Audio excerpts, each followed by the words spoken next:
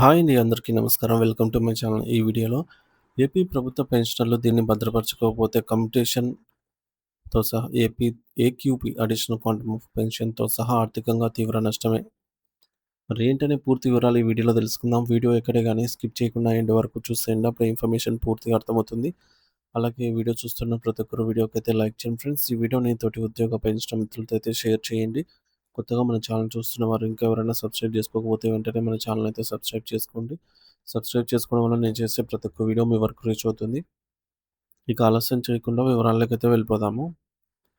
Friends ఇక విషయానికొచ్చినట్టయితే ఆంధ్రప్రదేశ్ రాష్ట్రంలోని పెన్షనర్లందరూ కూడా తమ పెన్షన్‌కు సంబంధించిన అత్యంత కీలకమైన వివరాలను ఒక డైరీలో లేదా ప్రత్యేకమైనటువంటి రికార్డులో భద్రపరచుకోవడం చాలా అవసరము. ఒకవేళ ఈ సమాచారాన్ని మీరు నిర్లక్ష్యం చేస్తే భవిష్యత్తులో కమ్యుటేషన్ రికవరీ నిలుపుదల విషయంలో మరియు additional quantum of pension AQP పొందే విషయంలో భారీగా ఆర్థికంగా నష్టపోయే ప్రమాదం ఉంది. మరి ఈ వివరాల గురించి మరియు సిఎఫ్ఎంఎస్ పోర్టల్‌లో జరుగుతున్నటువంటి సాంకేతిక పొరపాట్ల గురించి ప్రతి పెన్షనర్ లోతుగా తెలుసుకోవాలి.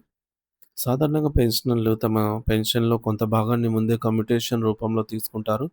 ఈ మొత్తాన్ని ప్రభుత్వం తిరిగి 135 నెలల పాటు అనగా 11 సంవత్సరాల 3 నెలల పాటు మాత్రమే పెన్షనర్ల నెలవారీ పెన్షన్ నుంచి రికవరీ చేయాలి. అయితే ఈ 135 నెలల కాల పరిమితి ముగిసిన వెంటనే రికవరీ అనేది ఆగిపోవాల్సి ఉంటుంది. కానీ చాలామంది పెన్షనర్ల విషయంలో 135 నెలలు పూర్తయినా కూడా రికవరీ కొనసాగుతూనే ఉంది. దీనిపై సబ్ ట్రెజరీ అధికారులను ప్రశ్నించగా రికార్డుల ప్రకారంగా ఇంకా సమయం పూర్తి కాలేదని వారు సమాధానం చెప్తూ ఉన్నారు. ఇక్కడే అసలు సమస్య అయితే దాగి ఉంది. వాస్తవానికి రికవరీ అనేది పెన్షనర్ కమ్యుటేషన్ కోసం బిల్లు పెట్టిన తేదీ నుండి రికవరీ అనేది ప్రారంభం అవుతుంది. కానీ డబ్బు రాదు. కానీ రికవరీ ముందే ప్రారంభమవుతుంది. సో, అప్లికేషన్ పెట్టుకున్నప్పటి నుంచే మనకు రికవరీ చేస్తారు గానీ, అసలు ఇవ్వకముందే రికవరీ చేస్తారు. ఏదైతే లంప్ సమ్ అమౌంట్ వస్తుందో అది రాకముందే. మరి అధికారులు పొరపాటున ఆ సొమ్మును పెన్షనర్ బ్యాంక్ ఖాతాలో జమైన తేదీని మాత్రమే రికవరీ తేదీగా పరిగణలోకి తీసుకుంటున్నారు. అంటే లెక్కల్లో లెక్క వేసుకుంటున్నారనమాట. హ్మ్. సో, మధ్యలో కొన్ని నెలలైతే మనము అదనంగా కట్టినట్టవుతుంది.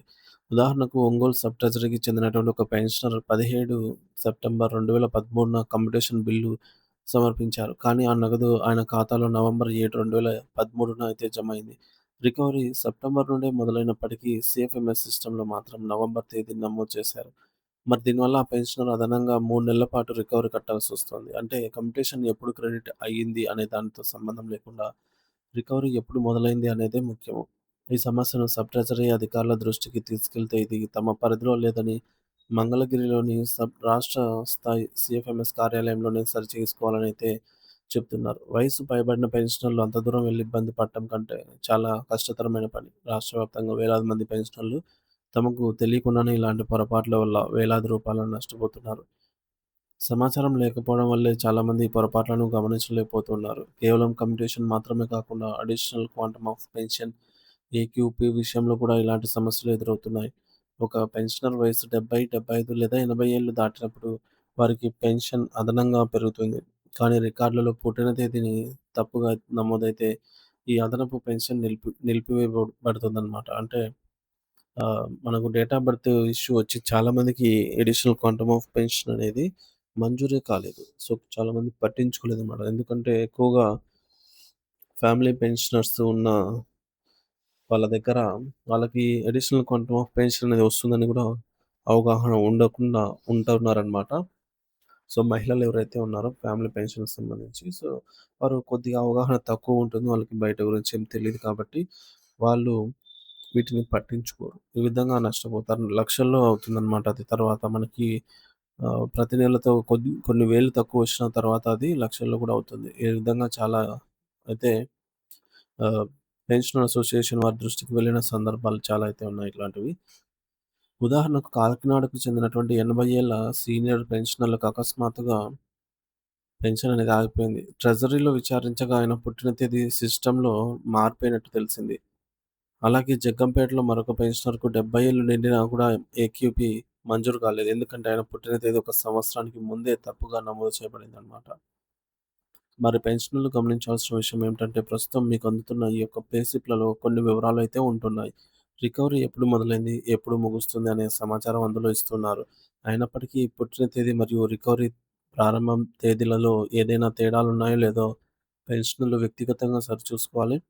పెన్షన్ మిత్రులు మరియు పెన్షనర్ల సంఘాలు ఈ విషయంలో ప్రత్యేక శ్రద్ధ చూపాలి. జిల్లా కేంద్రాల్లోనే లేదా సబ్ ట్రెజరీ స్థాయిలోనే ఇలాంటి తప్పులను సరిచేసే విధంగా ప్రభుత్వంపై ఒత్తిడి తీసుకురావాలి. ప్రతి పెన్షనర్ తమ వద్ద ఒక చిన్న డైరీని నిర్వహించడం ఉత్తమం. అందులో రిటైర్మెంట్ తేదీ, కమ్యుటేషన్ కోసం బిల్లు పెట్టిన తేదీ, కమ్యుటేషన్, రికవరీ మొదలైన నెల, మీ పుట్టిన తేదీ వంటి వివరాలను స్పష్టంగా రాసుకోవాలి. డిజిటల్ రికార్డులలో ఎప్పుడు ఏ తప్పు జరుగుతుందో ఎవరూ చెప్పలేరు. కాబట్టి మీ దగ్గర సరైన ఆధారాలు ఉంటేనే మీరు అధికారులను ప్రశ్నించి మీ హక్కును పొందగలరు.